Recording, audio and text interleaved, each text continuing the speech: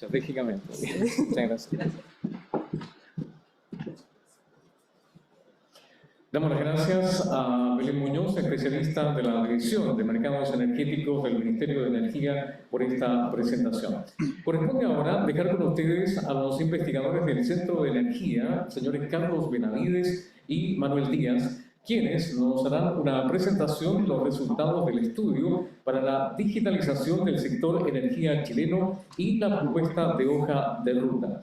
Les comento que podrán al término de esta presentación realizar preguntas quienes están aquí en nuestro salón vía micrófono y quienes están a través de la plataforma streaming las pueden formular a través del chat de la plataforma.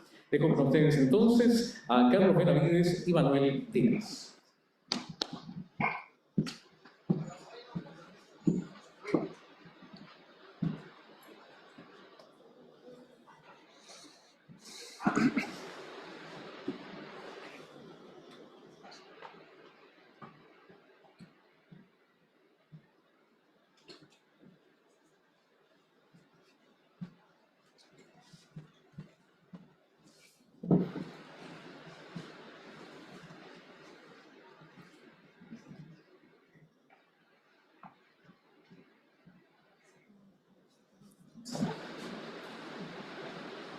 Buenos días, muchas gracias. Bueno, ahí como decían en la introducción, vamos a hacer esta presentación ahí en conjunto con Manuel, donde vamos a tratar de resumir los principales resultados de este estudio que se realizó. Entonces, bueno, vamos a hacer una breve introducción, describir las aplicaciones de interés que fueron analizadas, describir el plan de acción, la hoja de ruta y las conclusiones del estudio. Entonces, bueno, ya la autoridad anteriormente ya han comentado parte de los beneficios de la digitalización.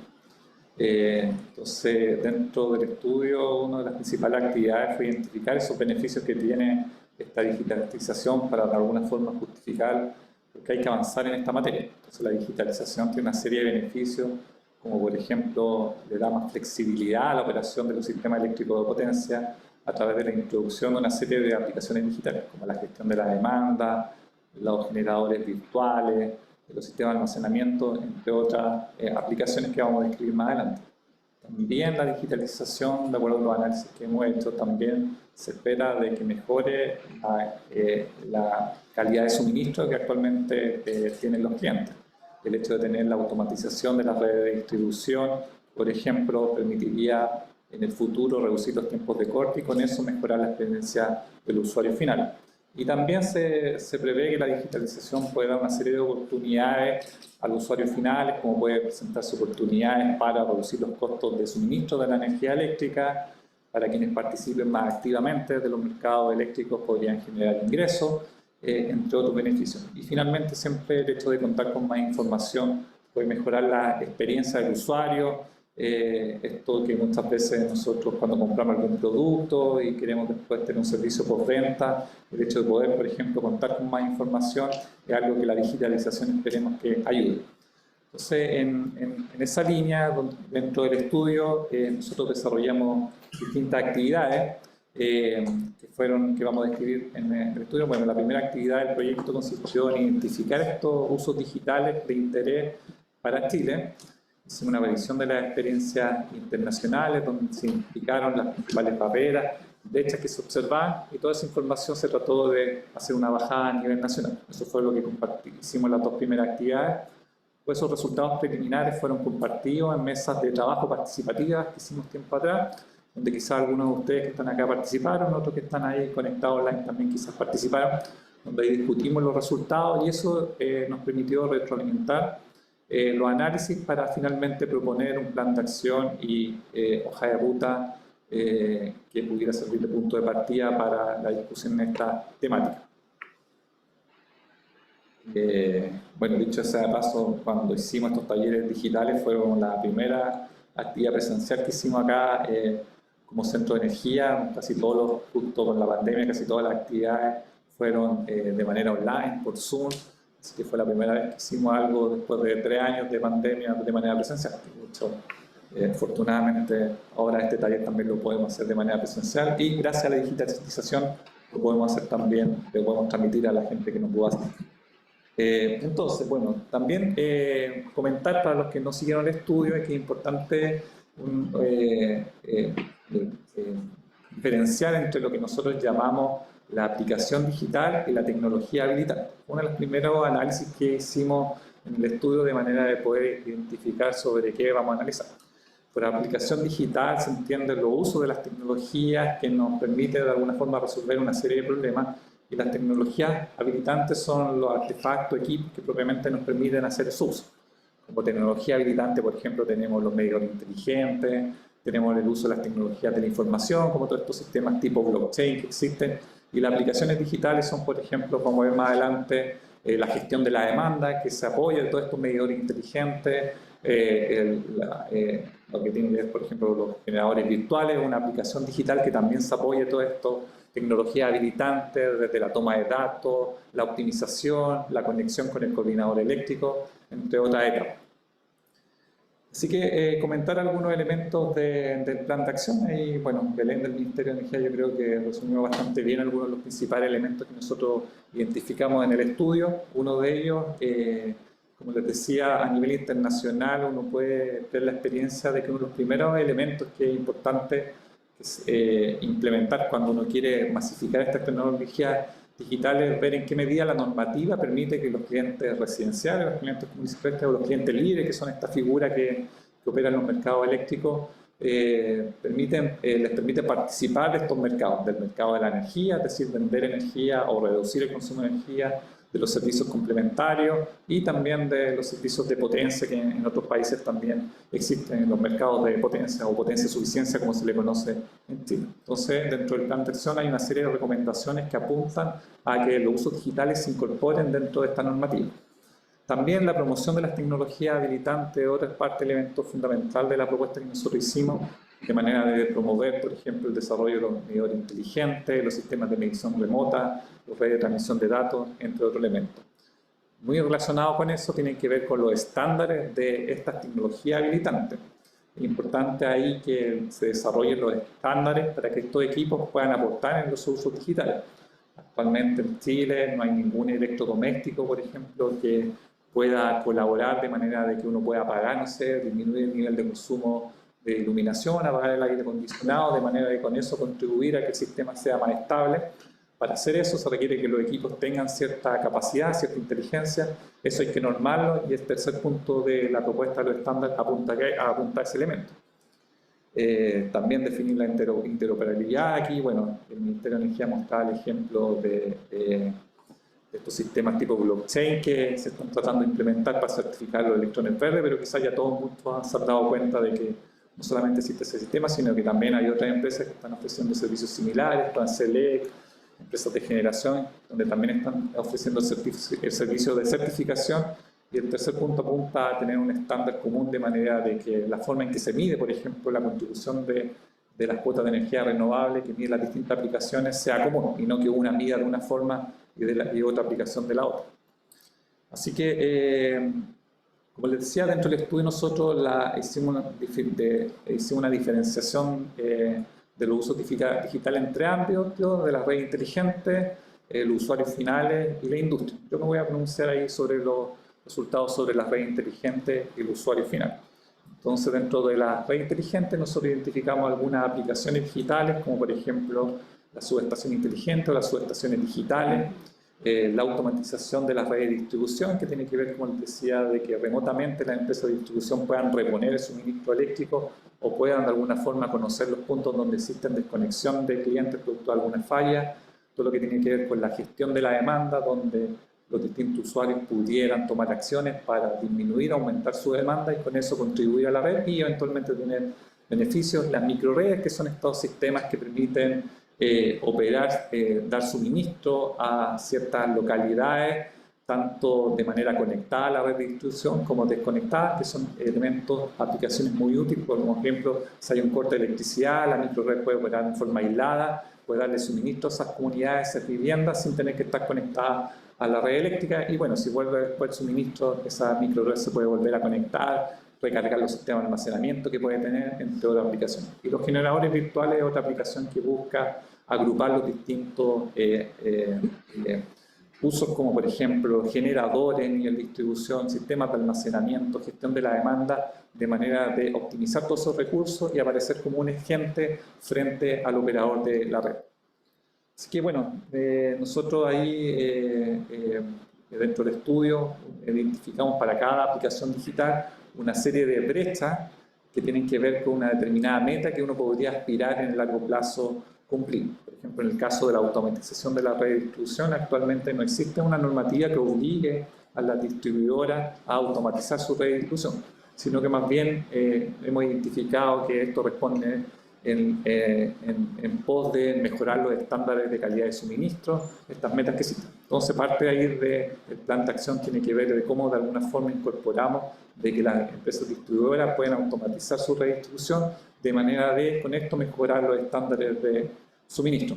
Ahí en el plan de acción nosotros identificamos objetivos de política pública en los cuales se pueden embarcar cada una de estas aplicaciones digitales. Hicimos una revisión de la política energética actualmente vigente, de una serie de otras iniciativas que están actualmente vigentes, de manera de enmarcar cómo el uso digital pudiera contribuir a esas metas de política pública que se han venido desarrollando no solamente en el gobierno actual, sino que a lo largo de varios años.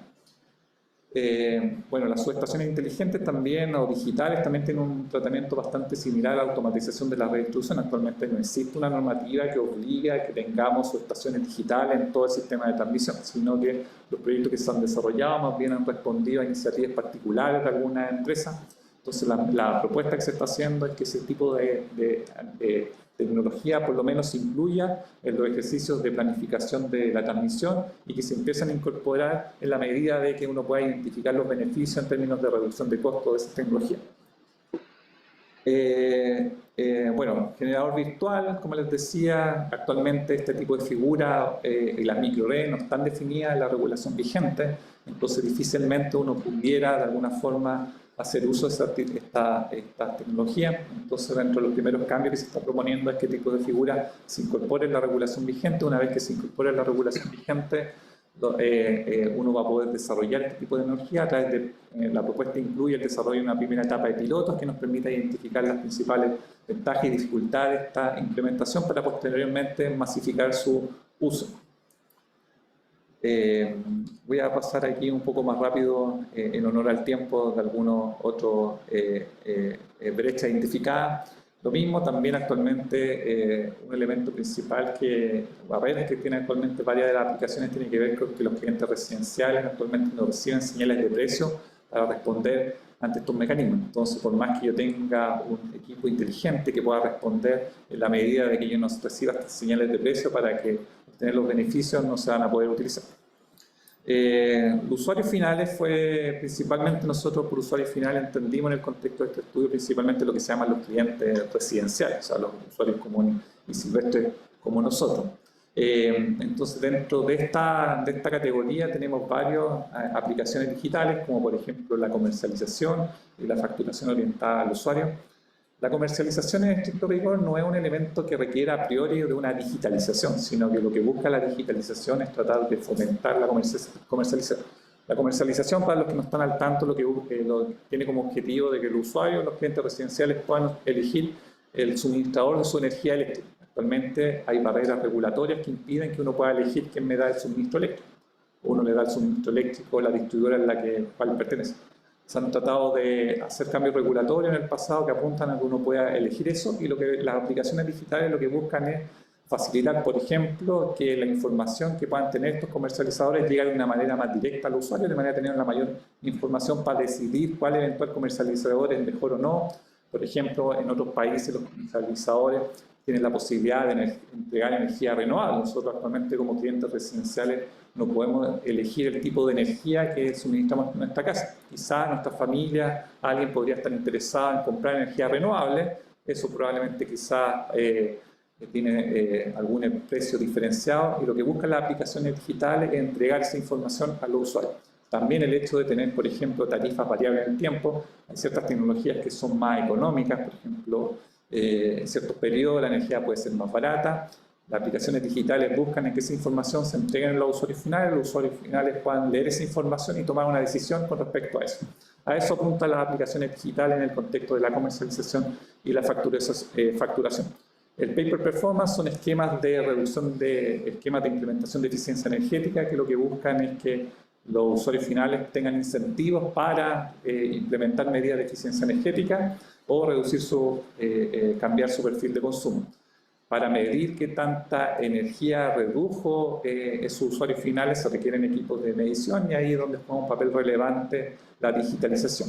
Y todo lo que tiene que ver con agregación de demanda y prosumidores tiene que ver que cómo usuarios residenciales puedan agruparse y entre ellos en forma conjunta puedan entregar energía a la red. Y eso requiere una serie de cambios que fueron los que nosotros propusimos en el plan de acción. Desde que esto, como decía anteriormente, aparezcan en la regulación vigente, que estos equipos estén regulados, los equipos de medición, los artefactos que me permiten hacer toda esta gestión permitan estar normados, y que los usuarios tengan claro de que los artefactos que están ingresando al país tengan esa capacidad de regulación, entre otros elementos que en honor al tiempo vamos a pasar más rápido. Así que le paso la palabra a Manuel, que nos va a comentar los temas de industria y las principales conclusiones del estudio.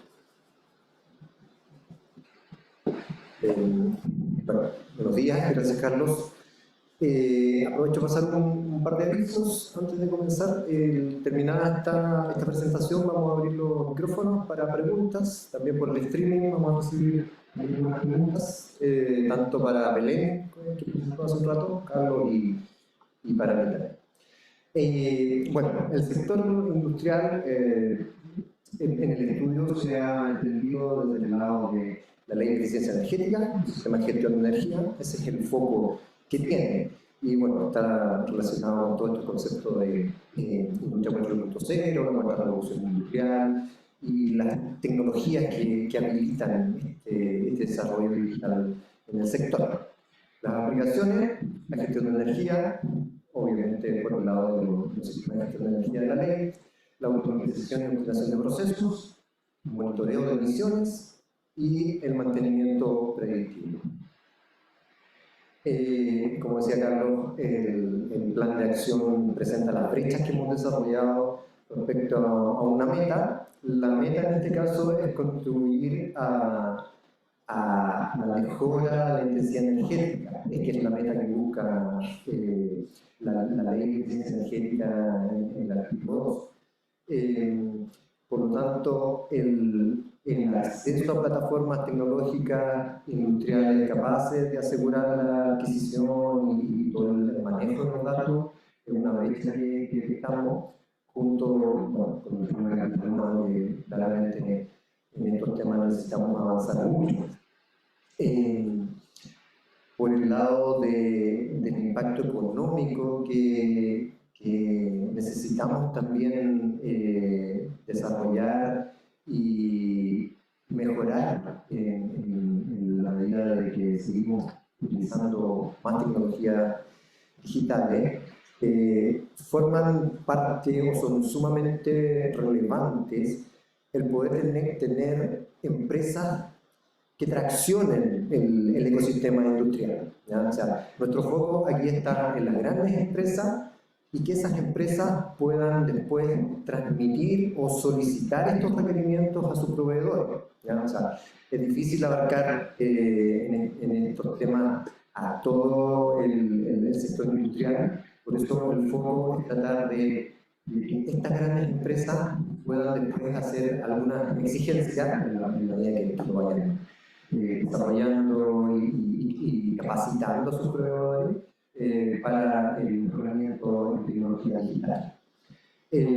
Bueno, también el tema de los costos de la tecnología, el financiamiento asociado, ha requerido una serie de acciones de fomento, de creación de nuevos modelos de negocio, que son muy importantes para poder darle curso a lo que es la digitalización del sector energético. La hoja de ruta, Belén un poco adelantó, hizo spoiler hace unos minutos respecto a nuestra hoja de ruta. Ahí está, no se ve mucho, pero vamos a entrar en detalle en las siguientes. Bueno, acá sintetizamos el plan de acción en los 4 ámbitos de trabajo del proyecto: redes inteligentes en industria y usuario final, más los aspectos transversales. Carlos habló ahí un poco respecto a los aspectos transversales y vamos a tener más información más adelante. Básicamente hay dos acciones clave, que es desarrollar planes piloto de redes inteligentes y usuario final, que están a nivel de todo el horizonte de la bajada de ruta, y la masificación de los medidores inteligentes en todos los ámbitos. Los polémicos en su momento medidores inteligentes son claves para todo este desarrollo. Tenemos que ser capaces de buscar la forma de que podamos incluirlos tanto en los sectores industriales, usuario final y en el sector de generación. Por el lado de las redes inteligentes, en el corto plazo, la idea es todos estos cambios regulatorios que mencionaba Carlos hace un momento, la Ley General de Servicios Eléctricos, la norma técnica de seguridad y calidad de servicio, la norma técnica de coordinación y operación. Es necesario hacer modificaciones y mejorarlas para poder avanzar en esta línea. Y a continuación, la incorporación de esto a las redes inteligentes.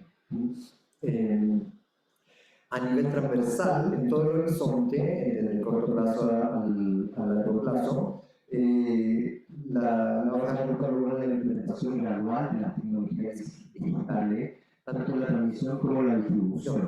Lo que mencionaba Carlos, la automatización, la distribución, las subestaciones digitales, es algo que es clave para poder gatillar que todos los otros temas se desarrollen en la línea de red inteligente. En la industria, lo que le mencionaba, el programa de trabajo con las grandes empresas y la formación de capital humano, de asistencia técnica, son las aplicaciones o las líneas de acción clave, junto, por ejemplo, ojalá en el corto plazo mejorar la ambición en lo que es el artículo 2 de la Ley de Eficiencia Energética, pasar de estas empresas con 50 teracalorías que necesitan implementar sistemas de gestión, ojalá bajar eso a 20, 30, de manera de poder incluir más empresas que estén generando datos respecto a su consumo energético o a su generación de energía, autogeneración, y poder hacer algo con esos datos, algo que las tecnologías digitales nos permitirán ayudar a la toma de decisiones de esas empresas. Y bueno, todo lo que tiene que ver con los modelos de negocio y los apoyos, tanto de financiamiento como regulatorio, irían por el lado del mediano plazo y el largo plazo. Y en el caso del corto plazo, también los cambios legales desde el lado del usuario final, algo que hay que hacer muy rápido aquí al 2025, y todo un tema ya más a mediano plazo de campañas de difusión y fomento a los usuarios respecto a las tecnologías digitales. A grandes rasgos la hoja de ruta que desarrollamos incluye también los aspectos transversales. Hay todo un tema de ciberseguridad que afortunadamente a continuación vamos a escuchar al encargado nacional del tema de ciberseguridad, que es parte del proyecto, así que no entraré en ese tema ahora. Todo el tema de los sistemas de trazabilidad de la información, de los datos, es también solicitado ahí o marcado en el mediano plazo una actividad clave dentro de nuestra hoja de ruta. El tema de la interoperabilidad en las redes inteligentes, en los vehículos eléctricos, también es algo que tenemos que trabajar en el corto y el mediano plazo. desarrollar planes pilotos en esa línea y la masificación de los medios inteligentes en todos los ámbitos. En todos los ámbitos, en la transversalidad del sector de energía, tenemos que volver a incluir los medios inteligentes como una herramienta clave que facilita, que permite gatillar todos estos desarrollos. Finalmente, hay muy rápido algunas conclusiones. Básicamente, el plan de acción y la hoja de ruta nos empuja a desarrollar los cambios regulatorios, los cambios normativos que nos permitan desarrollar las tecnologías habilitantes y los mercados, la iniciativa piloto, todo lo que tiene que ver con ciberseguridad y trazabilidad de la información asociada a las inyecciones y retiros de energía, también es muy importante, la tecnología blockchain, ahí algo más avanzado en eso. Todo lo que tiene que ver, en particular en la industria, con la analítica de datos, la inteligencia artificial, machine learning, para poder tomar esta información y hacer algún tratamiento que nos permita ayudar en la toma de decisiones. ¿Ya? No es levantar información por levantarla, hay que hacer algo con esa información. La Internet de las cosas, la visualización de datos también son muy importantes para la eficiencia energética, donde la industria tiene una oportunidad muy importante para poder avanzar. Desde el lado de las tecnologías transversales, las actividades transversales, la trazabilidad, como les decía, en la inyección y el retiro de energía es muy relevante. El reto de cómo integrar tecnología en los mercados regulados, que en su mayoría actúan con mecanismos anticuados, el gran desafío que vemos en esta línea. Creemos que con programas demostrativos que puedan visualizar las oportunidades, podemos desarrollar de mejor forma estas aplicaciones. En la interoperabilidad hay esfuerzos que se han hecho a nivel internacional y que pueden ser tomados, por ejemplo, a nivel nacional. También la interacción entre los distintos actores crea un desafío interesante para la interoperabilidad, toda vez que las tecnologías siguen avanzando muy rápidamente y hay que hacerse cargo de cómo tener esta variable que es clave para poder mejorar la comunicación, para el uso estándar de las aplicaciones.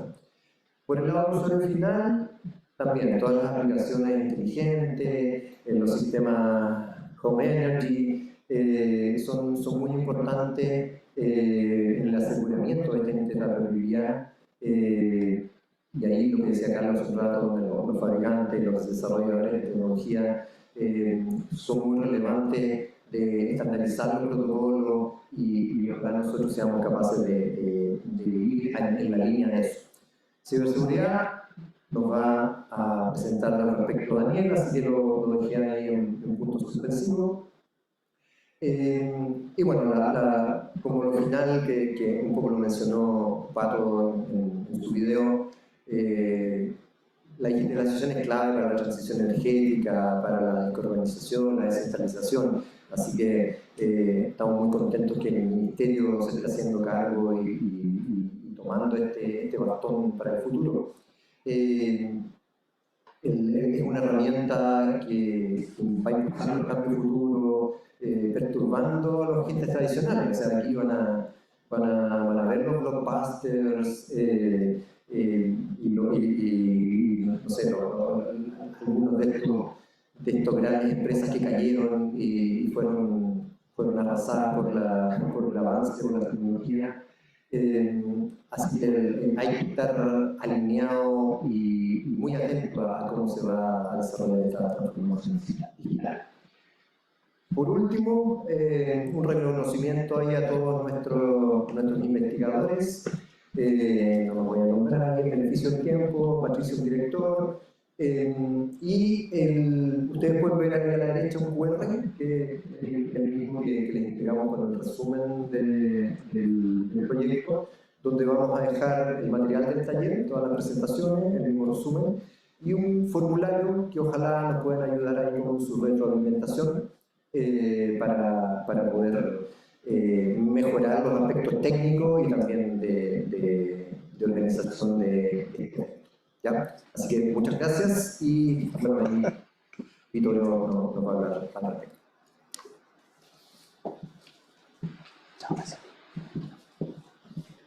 Muchas gracias, Roberto. Le damos un aplauso a nuestros panelistas. Carlos Benjamín y Manuel Díaz, investigadores del Centro de Energía. Como se mencionó, abrimos un espacio de preguntas. Tenemos micrófonos que podemos acercar hasta sus asientos. Levantan la mano para saber quién desea plantear alguna interrogante. Y también a través de nuestra plataforma de streaming, a través del chat, podemos recibir alguna interacción, alguna duda para nuestros panelistas, como lo mencionó Manuel Díaz también respecto de la presentación que realizó Belén Muñoz del Ministerio de Energía. Así que abro la opción para preguntas. Escuchamos. Hay que abrirlo, de acá abajo.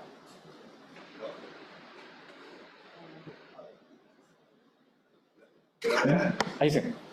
Buenos días, mi nombre es Sergio. Quiero hacer una consulta en cuanto a lo que es la digitalización. Una poco crítica sobre cómo podría enfrentar la superintendencia de electricidad y combustible, la digitalización, para dar trazabilidad y cuantificar la magnitud, para dar trazabilidad y cuantificar la magnitud y frecuencia de incidentes de los reclamos en relación a la calidad de suministro de productos y calidad comercial de las empresas distribuidoras o sus usuarios finales. Por ejemplo, en los casos de interrupción del suministro eléctrico, problemas con la calidad de producto de suministro eléctrico por los usuarios causados por las redes de distribución, y también por problemas con la calidad comercial por cobros indebidos o incumplimientos en los pagos o descuentos por conceptos de generación distribuida con los clientes conectados a la red, que tienen energías renovables. Todas estas cosas están en las normas técnicas de seguridad y calidad del servicio y también en la ley conocida como NETIBI. Pero ¿qué es lo que sucede en la práctica? Cuando las personas realizan las reclamos de superintendencia y las empresas distribuidoras no cumplen con los clientes finales, finalmente no hay trazabilidad en el mismo sector público de la superintendencia. Falta la digitalización. Muy bien. Ofrezco la palabra entonces a nuestros panelistas, Carlos o Manuel. Carlos.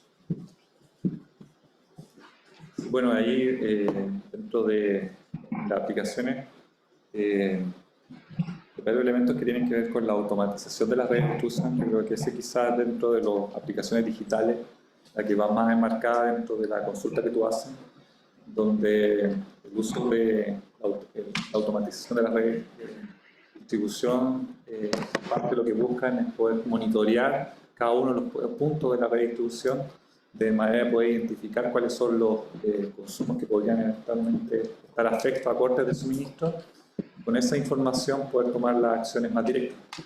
Entonces, no solamente con eso se busca identificar y tomar acciones, sino que también esa información se registre, que es esa parte del manejo de los datos que también se comentó durante la presentación.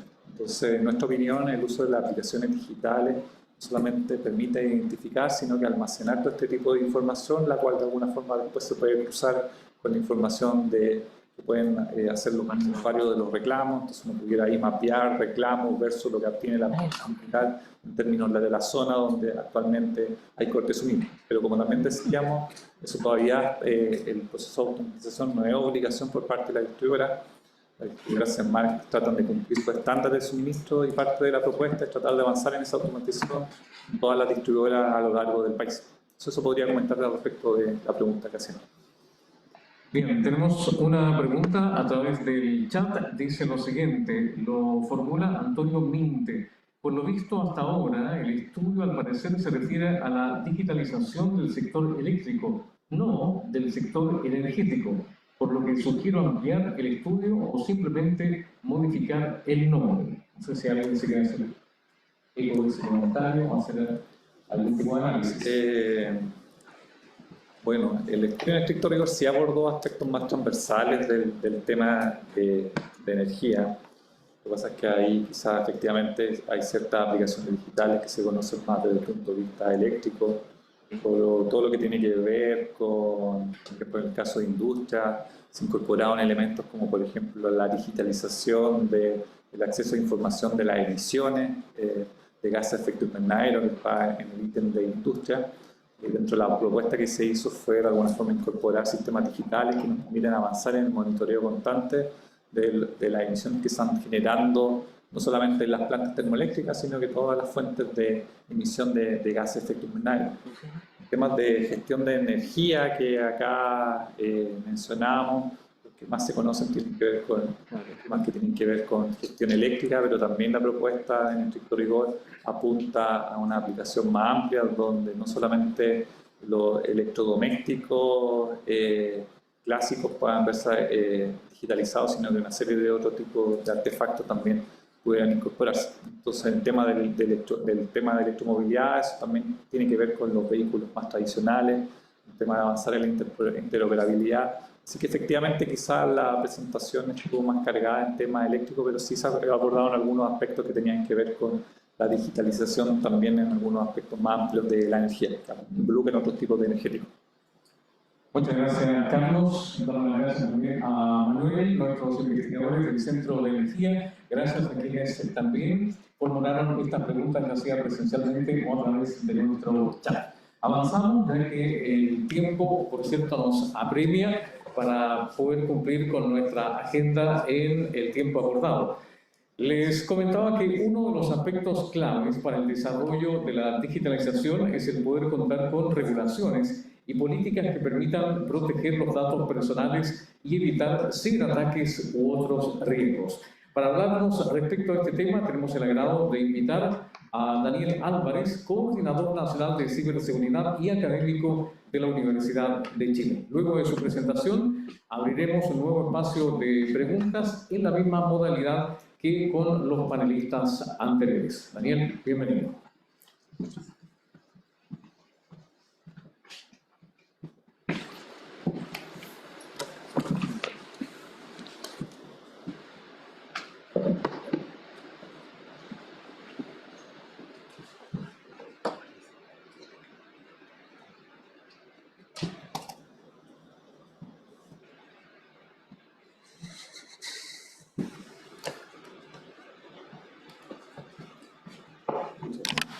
Hola, buenos días a todos, muchas gracias por la invitación. Estoy aquí en un doble rol, soy el coordinador nacional de ciberseguridad, pero al mismo tiempo fui parte del equipo que realizó esta consultoría, cosas que pasan durante el año.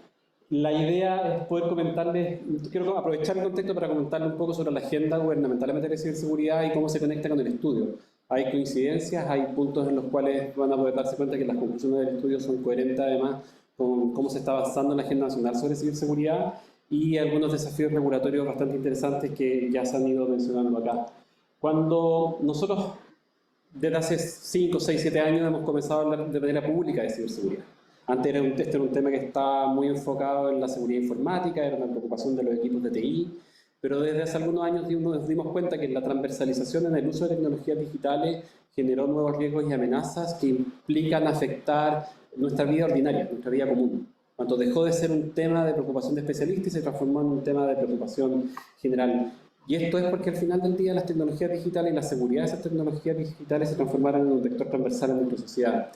Un énfasis importante en esto es que a partir de la evolución que ha tenido la discusión pública sobre ciberseguridad, es que no nos interesa proteger computadores, no nos interesa proteger procesos, nos interesa proteger personas.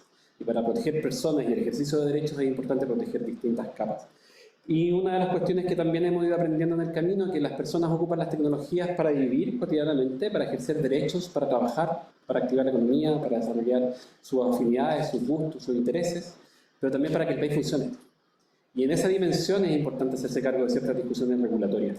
Hoy día no podemos pensar en un Estado que no se haga cargo de proteger la información, lo mismo respecto a los privados.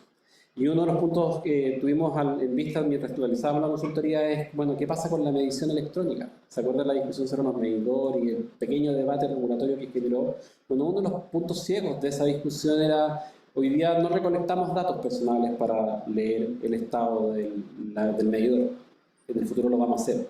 Nos interesan esos datos, nos interesa leerlos de manera anonimizada, qué es lo que queremos hacer. Y ahí hay uno de los desafíos que tenemos.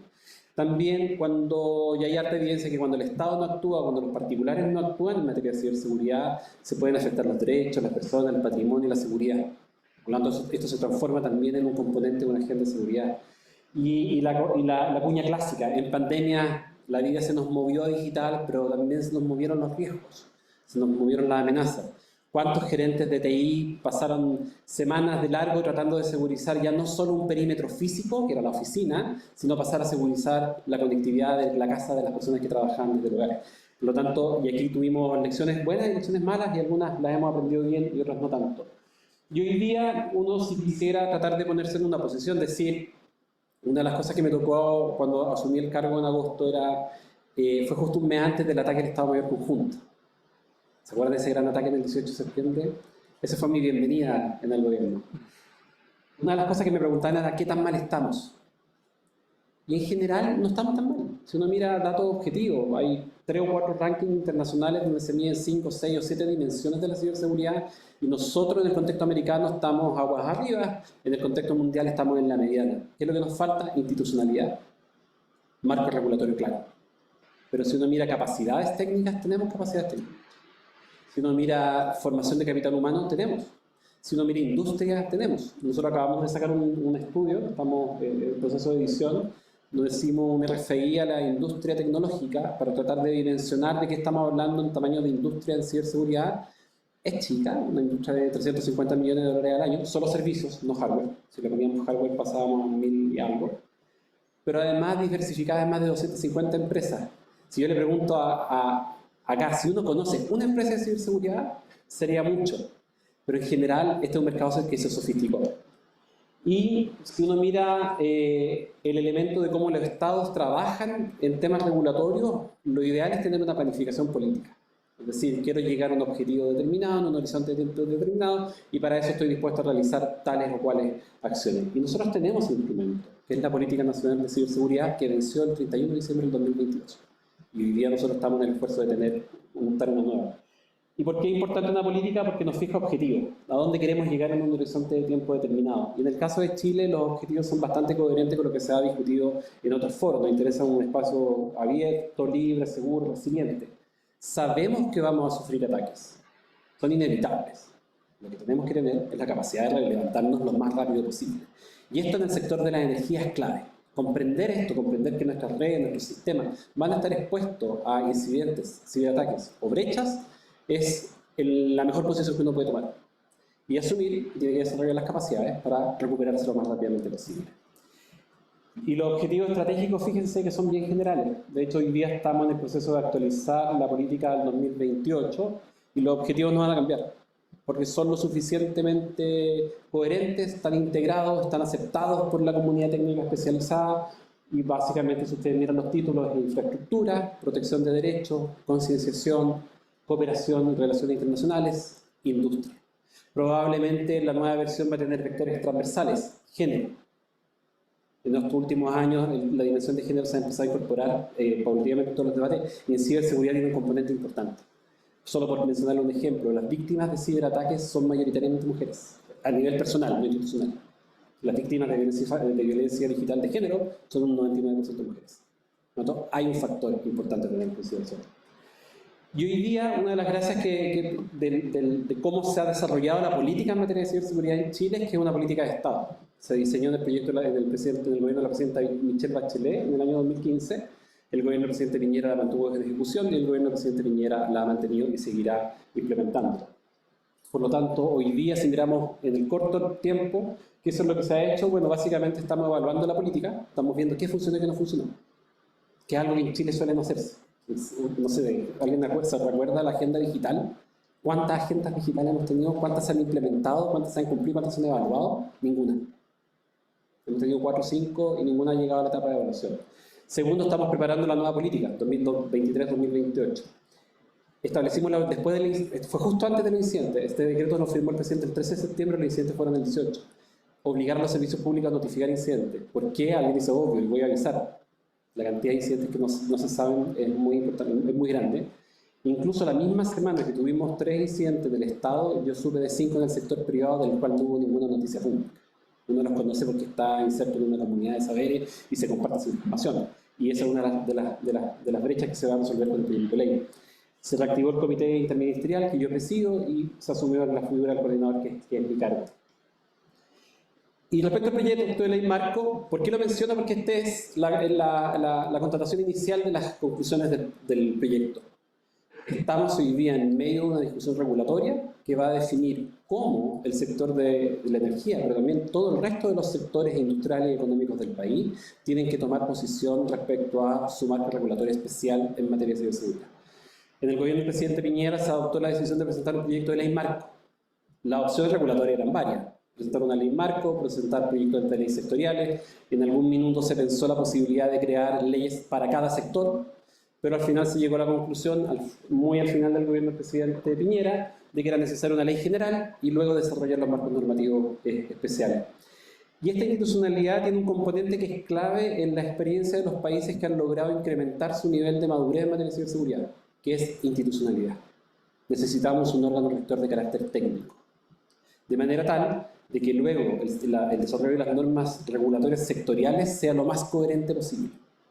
Porque no nos sirve un ecosistema donde cada regulador se mande solo.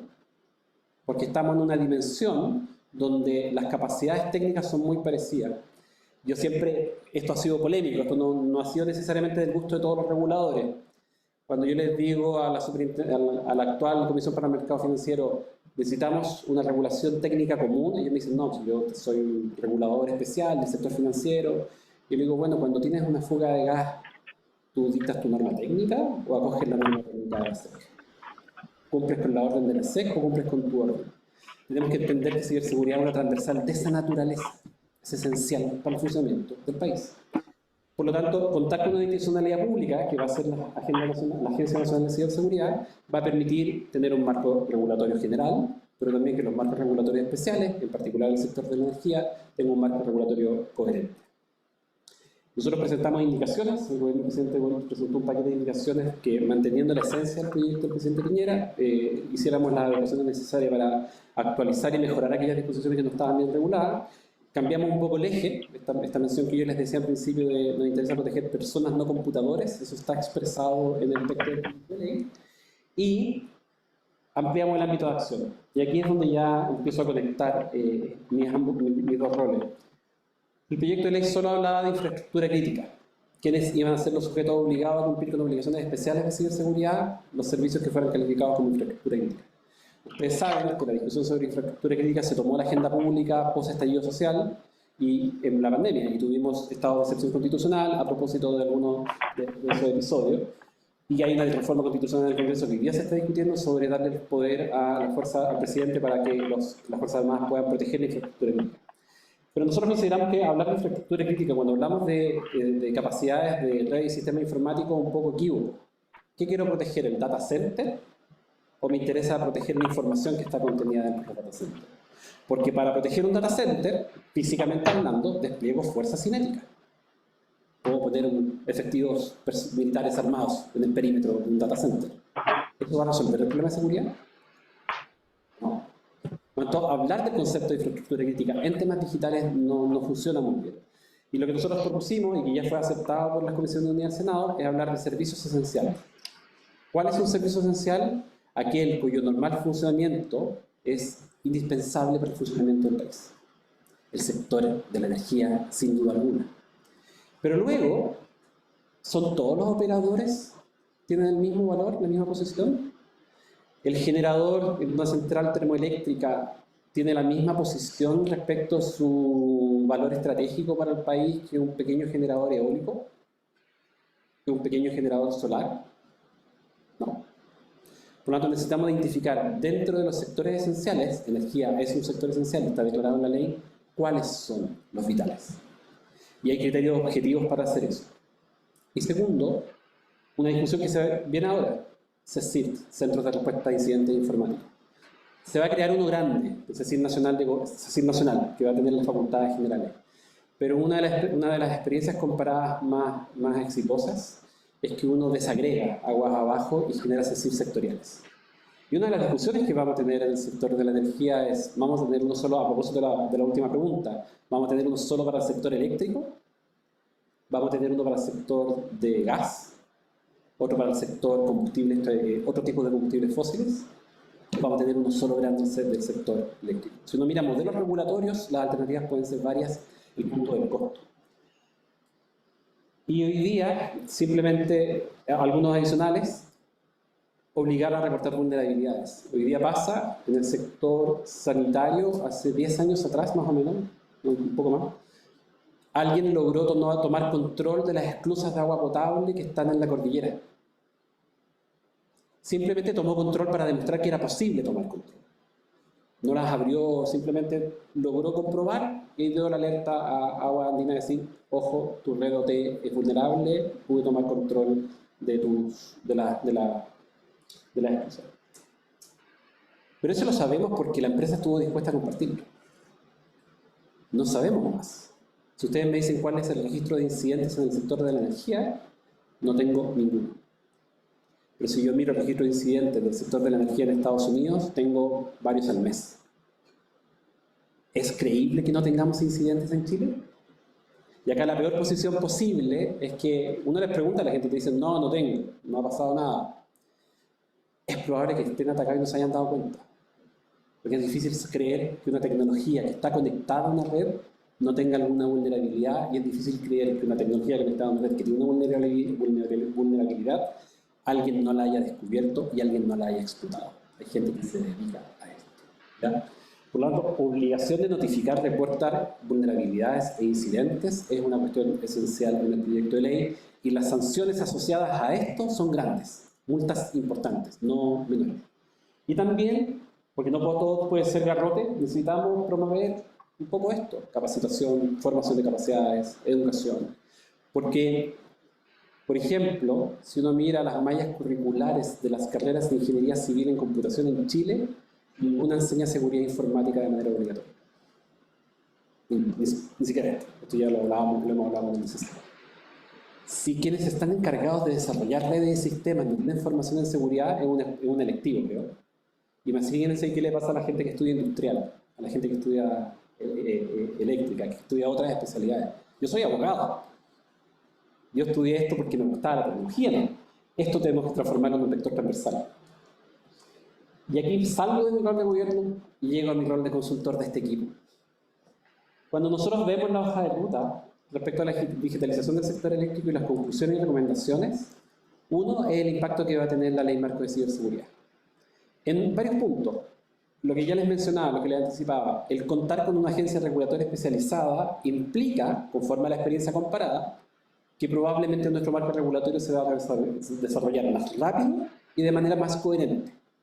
Yo ya tengo conversaciones con las autoridades regulatorias del sector eléctrico y todos están esperando que salga el proyecto de ley para decidir cómo avanza. Algunos están avanzando igual, mirando cuáles son los contenidos sustantivos del proyecto de ley. Segundo, el concepto de servicios esenciales que les comentaba. Ya está definido que el sector de la energía es un servicio esencial, está en una norma transitoria. ¿Qué es lo que viene ahora? Definir dentro del sector cuáles van a ser considerados operadores de importancia vital, porque son ellos los que reciben la carga regulatoria fuerte. Esta es la gente que va a tener que invertir en segurizar sus redes IT, en segurizar sus redes OT, en tomar la decisión si es que digitalizan todo. Porque puede ser que en algún momento lleguemos a la conclusión de que la digitalización de algún componente del sistema no sea necesaria, porque la brecha de seguridad que puede abrir sea mayor a la ganancia de la mera digitalización. En esto hay que tener claro que la mera digitalización per se, si bien es un valor importante, no necesariamente es una necesidad imperiosa de implementar. Mayor carga regulatoria para la operadora de importancia vital, con obligaciones específicas, por ejemplo, un plan de continuidad operacional en ciber. La mayoría de las industrias del sector tienen planes de continuidad operacional ante riesgos cinéticos. Hoy día tenemos que actualizar ese plan de continuidad operacional ante riesgos cibernéticos. Datos. Se está discutiendo también en el Congreso el proyecto de ley sobre protección de datos personales que eleva el estándar de protección. ¿Qué significa eso? que hoy día, por ejemplo, si volvemos a abrir la discusión sobre medidores inteligentes, no vamos a poder hacer lo que hicimos 3 o 4 años atrás, de ignorar la dimensión datos. Desde el momento que un dispositivo conectado a una red tiene la capacidad de procesar y recolectar información vinculada a personas determinadas o determinables, va a estar sujeto a la regulación de datos personales. Y ustedes me van a decir, sí, pero el medidor inteligente solo mide consumo. Pero a partir del consumo, ustedes van a poder ver en el informe, se miden hábitos. A qué hora la gente se levanta, a qué hora consume más electricidad, a qué hora consume menos electricidad, que tiene, toda esta información tiene un montón de beneficios para el funcionamiento de la digitalización. Pero también abre brechas. Si yo sé que el 78% de la población tiene su mayor pic de consumo eléctrico, por mencionar alguna de las categorías, entre las 7:50 y las 8:30, ¿cuál es la mejor hora para hacer un ataque al sistema eléctrico? Si yo sé que la mayor demanda de consumo industrial está focalizada entre las 11 de la mañana y las 12:30 del día, cuando son datos que hoy día tenemos en volumen, no en un volumen agregado. En cambio, cuando le metemos capacidades de medición digitalizadas que puedan capturar esos datos, se abre la dimensión datos personales y los nuevos estándares regulatorios. Esto va a implicar, por ejemplo, que si alguna de las distribuidoras toma la decisión de instalar equipos, antes tomaba la decisión conforme a la autorización que le daba la autoridad sectorial, ¿cierto? Está la habilitación, podemos instalarlo. Ahora va a tener que ir a pedirle cliente a cliente el consentimiento. ¿Se imaginan el costo que puede llegar a significar eso? ¿Lo puede hacer de manera automatizada? No, porque debe ser consentimiento expreso. ¿Tiene los datos? Volvamos más atrás. ¿Tiene los datos de quienes viven ahí? No, porque hoy día tiene un número, que es el número de cliente, que para todos los efectos es su dato identificador. Aquí esto genera hartas tensiones que el informe detecta. Y lo último, esto no implica dejar de digitalizar. Esto implica hacer buenas evaluaciones de riesgos. Riesgo técnico, riesgo regulatorio y riesgo de conductas. Porque si yo digitalizo alguna capa o componente del sistema, lo que me va a pasar es que voy a meter a personas a administrar esos nuevos procesos digitalizados. Y una de las experiencias que existe, principalmente afuera, es somos personas tentables. Entonces, si hoy día no tenemos datos y mañana tenemos datos, lo que vamos a querer hacer es explotar esos datos.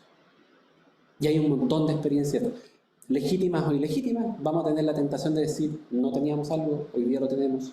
Entonces, una de las decisiones que va a tocar tomar es si el proceso de digitalización necesariamente tiene que ir acompañado de un proceso de recolección de datos.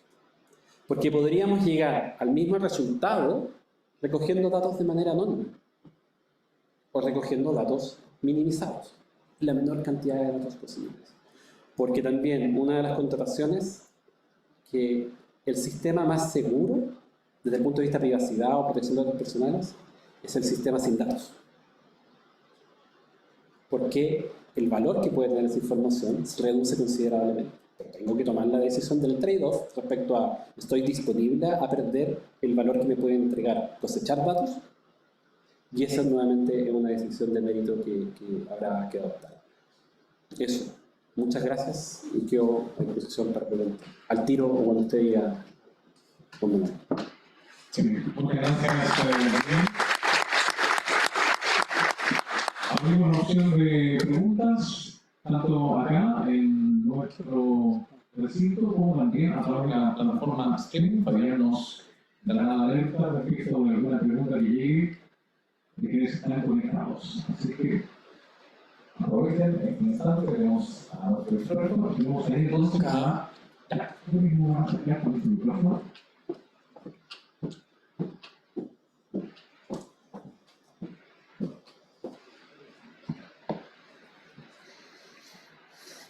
Claro, tenía dos preguntas, digamos, dos partes de esa pregunta. La primera es que, bueno, básicamente el sistema del mercado energético en general y eléctrico, tenemos muchos nodos conectados para digitalizar esta digitalización de la que estamos hablando. Ya se han hecho cosas, el coordinador eléctrico ya maneja una API que funciona muy bien para registrar costos finales y todo este tipo de cosas. Entonces, para los nuevos modelos de negocio y nuevos servicios que van a estar creándose dentro de esta digitalización, ¿cuáles van a ser más o menos los protocolos? Si va a haber una API general, una API pública, porque si yo quiero, no sé, hacer eficiencia energética para un sector específico, una región, necesito acceso a toda la data, obviamente desagregada y todo el tema de los blockchain, quizás, para poder tener acceso a la data de los consumidores. No sé cómo se hacen estas listas para los planos, porque en fondo toda montar la idea para digitalizar todos estos pequeños nodos de comunicación entre que básicamente comunican datos, consumo y generación. Y no sé, porque por ejemplo tenemos una subestación o un conjunto de subestaciones que tienen obviamente data súper privada y que no se puede tener acceso tan fácil a ella, pero para adquirir todos estos servicios necesitamos hacer toda esta combinación de datos. Entonces, ¿qué tipos de protocolos se han pensado como para tener acceso a la data y poder trabajar modelos de negocio que realmente apoyen al usuario final y también le exijan a los generadores y a todas las empresas de operación y mantenimiento, las plantas generadoras, incentivar toda esta producción aumento de generación de energía y de energía? La tensión regulatoria va a estar ahí. Porque una de las definiciones que se va a tocar tomar es que si uno mira modelos clásicos de evaluación de riesgo en materia ciber, uno tiene que poner en tensión dos valores. Uno, cuál es el tipo de riesgo que yo enfrento en función del tipo de datos que yo proceso. Para tomar esa decisión, yo tengo que definir previamente si voy a hacer lo que mencionaba al final, si voy a recolectar datos de manera individualizada, o sea, van a ser datos que yo voy a poder decir, este domicilio corresponde a una familia de 4 personas que está compuesta por tal y tales personas, o simplemente voy a decir, este es un domicilio que corresponde a un consumo medio, bajo, alto, intenso, no intenso. Y esa decisión no se ha tomado. Esa decisión se va a tener que tomar en función de la evaluación del riesgo. Y el segundo elemento que uno tiene que tomar en cuenta es la probabilidad de que ocurra un evento. Si yo tomo las medidas necesarias para que mi diseño de red reduzca la probabilidad, yo podría ser un poco más generoso respecto a los datos que puedo cosechar, ¿ya?, del sistema. Pero en general, yo puedo tener redes muy bien diseñadas, nodos muy bien conectados entre sí, que el intercambio de información sea a través de canales cifrados, tomando todos los recuerdos técnicos, pero en algún minuto intervenimos nosotros. En algún minuto alguien toma la decisión de tomar esa data y decir, voy a procesarla de una manera distinta como la pedí originalmente, o para lo que la pedí originalmente. Y ahí se abre un riesgo regulatorio. Hoy día, tal cual está el estado del arte, el consejo es, no recojas datos si es que no tienes el control total del uso que se va a hacer de ellos. Tener el control total de los usos es técnica y humanamente imposible, porque ahí probablemente los costos de segurizar eso van a ser más altos que los beneficios que eventualmente podría llegar a obtener. Pero eso va a ser al final del día una decisión regulatoria del regulador, porque la ley va a fijar un marco. La ley establece un principio. El proyecto de ley de datos dice, el de ciberseguridad dice usted tiene que minimizar los riesgos cibernéticos. Tiene que identificarlos, minimizarlos, o sea, gestionarlos y minimizarlos. Y el proyecto de ley de datos dice, usted minimíceme la recolección de datos, recójame solo los datos que son imprescindibles para el funcionamiento de lo que usted quiere hacer. Si yo mezclo los dos principios, al menos en este ámbito de la discusión, si yo voy a ser capaz de construir un sistema donde el valor del dato agregado sea razonable, yo podría tomar la decisión de recolectar solo datos agregados. O sea, actualmente, porque no es que no se recolecta, porque ya hay la inteligencia instalada, no es que ya no se recolecta. Cuando estamos como en una nube, digamos, o en un limbo. Hoy día estamos en lo que se llama una transición regulatoria. Hay una pequeña anomia que no está regulada, pero estos dos proyectos de ley lo que van a hacer es que puede ser que incluso la sobreregulen. Claro, mientras tanto, en el SAESA, CTE, tienen todos estos datos de manera inteligente y lo están procesando obviamente porque tienen, y saben de quién es, o sea, nombre de... En general, yo he visto en algunas empresas que están recogiendo anonimizada, no han querido averiguar, porque si lo hacen tienen que cumplir con un nuevo estándar. Se quedan con el dato número de cliente. No tratan de hacer doble clic en ese dato. Al menos en la experiencia que yo he visto, no han hecho doble clic en el dato. Las sanitarias se lo ven, pero por una razón, por beneficios sociales. ¿Cuándo va a avanzar ese día? No te escucho. Ahí. Se acabó la batería.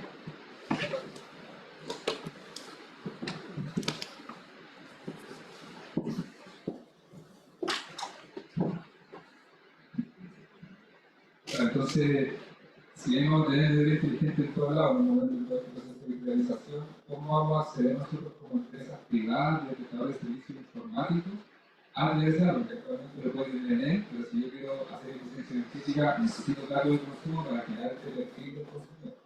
Sí, desagregado o no, En un modelo regulatorio perfecto, la autoridad regulatoria debe definir a qué datos se puede acceder, bajo qué cláusulas de confidencialidad y para qué tipo de finalidad. Sí. Eso pasa en otros mercados, ponte tú en el mercado de los estudios sobre población y demografía, eso está súper regulado. ¿Tú puedes acceder a datos? Sí, claro que puedes acceder. Pero firmáis un protocolo muy estricto, te entregas los datos en una sala segura, no hay posibilidad de que hagas cruces. La técnica lo resuelve. Vale. Muy bien, muchas gracias. ¿Tenía que ser la última fila? Ok, vamos entonces a la última fila. Se queda también la última pregunta. Si te puedes acercar, por favor, para que a mitad de camino podamos ahora algunos segundos. Hola, buenas. Bueno, esto igual se enfocaba mucho como a gran escala, pero en otros países el enfoque de la ciberseguridad, y no solamente en el sector eléctrico, sino también bancario o incluso de comunicaciones, propiamente tal, por ejemplo, saber qué aplicaciones tiene uno en el celular, actualmente si se pueden, o sea, la compañía lo puede saber. Ese tipo de información a nivel usuario. Por ejemplo, en Australia se hizo todo un proceso de educación de la población para decir información de energía, de cómo lo consumes, es valioso para la empresa, para la distribuidora. Y le daban, no estoy diciendo que a lo mejor todo el mundo terminaba sabiendo cómo valorizar a lo mejor esa información, pero sí era como empezar a entregar pequeñas herramientas al común de las personas, porque no sé, a uno le dice así como que papá, tenía una fábrica y consumí tanto reactivo que no tienen idea de cómo es reactivo. Entonces, son ese tipo de cosas que si se están considerando nuevamente, que es como educar a la población. No, todavía no. Yo creo que el nivel de madurez que nosotros tenemos en el tema de ciberseguridad en general y después en los sectores en particular es que salvo el sector financiero, que ha tenido campañas mucho más intensas con compromiso de las propias instituciones reguladas, el resto de los sectores no ha hecho mucho, sino nada. ¿Ya? Y el sector financiero lo hizo básicamente porque tuvo 3 grandes ciberataques en un año. O sea, Banco Chile, Consorcio, Banco Estado. Por lo tanto, ahí, como se dice, la madurez fue a punta de hackeos. Crecieron porque los hackearon tantas veces que tuvieron que, y si uno mira el marco regulatorio, ellos tienen campañas de concienciación y cada tanto vemos aviso y todo. No sé, a nivel de gobierno, nosotros tenemos una unidad que se llama CECIR que hace campañas públicas, pero es muy de nicho todavía, pero está extendiendo un poco su ámbito de aplicación. Pero hace 2 años, en el gobierno del presidente Piñera se hizo una campaña para Navidad para no compartir contraseñas. Horario Prime, en todos los canales de televisión, ocupando un segmento que está protegido por el CNTV. ¿Alguien la vio? ¿Alguien se acuerda del spot? 30 segundos sobre por qué era importante proteger la contraseña. Mejor no les voy a decir el costo de eso. 30 segundos de televisión en horario prime, imagínense lo que puede llegar a costar. No hubo medición de impacto porque no tuvo impacto. Cuando uno de los desafíos que tenemos hoy día es que probablemente simplificar el mensaje de por qué es importante proteger tus datos, proteger tu información, incrementar tus niveles de seguridad, es un desafío que casi todos los países tienen pendiente. Y estamos buscando, nosotros estamos en una aproximación dual. Este año, ya cambiamos de año, este año vamos a trabajar con colegios, centros de formación técnica, institutos profesionales, para decir cómo simplificamos el mensaje a esas audiencias. ¿Ya? Y luego vamos a trabajar con las universidades para que son muy buenos replicadores de mensajes, para que saquemos la ciberseguridad, en este caso del pequeño departamento del DCC, con 2 profesores y que al menos permea toda la facultad. Si yo logro eso, voy a tener agentes replicadores. Y al tener agentes puedo socializar el mensaje. Pero en general es un desafío que está súper pendiente.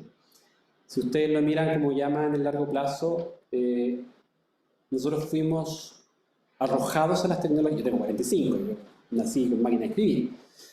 Fuimos arrojados a las tecnologías digitales sin educación en tecnologías. Hoy día la gente nace digitalizada, pero tampoco recibe mucha formación en tecnología. O sea, los colegios enseñan a pintar en Paint. Como que eso es lo que está, eso lo revisamos hace poco. El segundo básico enseñan a pintar en Paint. Eso es como cuanto desarrollo curricular. Eso es un desafío importante. Y las otras líneas, las líneas soft, cómo tú logras simplificar el mensaje ahí para llegar a la mayor audiencia posible. Muchas gracias. Muchas gracias. Acá tengo seguridad. Y con esta presentación, y agradecido la presencia y, por cierto, la pregunta de todos ustedes, estamos finalizando este evento. Queremos agradecer la participación especial de las autoridades del MIT, del Ministerio de Energía y también de la Universidad de Chile. Como lo mencionó Ana Díaz en su presentación, en el resumen que se le proporcionó al Congreso, ustedes pueden ver un código QR, pueden acceder a la presentación y documentos asociados al taller y a un link que va a abrir un formulario donde les solicitamos que puedan hacer llegar su feedback respecto a los resultados de este proyecto y en particular de la propuesta de hoja de ruta. Nos veremos en un próximo evento que desarrollaremos desde el Centro de Energía y la Facultad de Ciencias Físicas y Matemáticas de la Universidad de Chile. A todos y todas, muchas gracias y que tengan una muy buena jornada.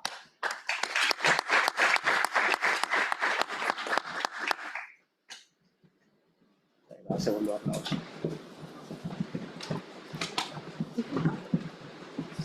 ¿A dónde está un transmitiendo? por Zoom. Ah, era Zoom. Sí. Vale.